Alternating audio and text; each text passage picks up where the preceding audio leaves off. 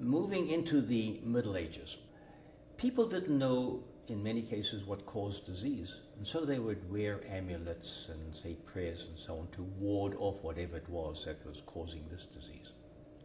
They didn't really understand what caused conception. And so people, again, were very imaginative as to how conception actually took place and how to prevent it. So things like wearing amulets were very common in the Middle Ages. The amulets contained a wide range of substances, such as wax from the ear of a mule. And why a mule? Because a mule's a sterile animal. And again, trying to get the attributes of that animal.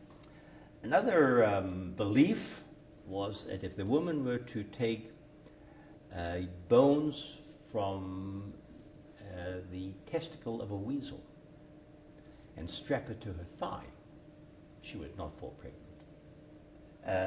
There was a belief 100 years ago in northern New Brunswick in Canada that if the woman were to take dried beaver testicle and brew it in alcohol and then drink the liquid, that it would prevent conception from taking place. Well, there is testosterone hormone in here. So maybe there might well have been some immunological effect. What I have not been able to do is get any doctors to volunteer to run a clinical study on it. Another belief in the Middle Ages was that if the woman were to take the bone from the right side, it had to be the right side of a pure black cat, and hang it around her neck as an amulet, it would ward off pregnancy.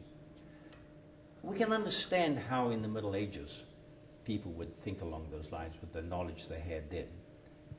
But in the 20th century, with the knowledge we have today, consider that a number of men will pay great amount of money for an aphrodisiac and imbibe things such as rhinoceros horn or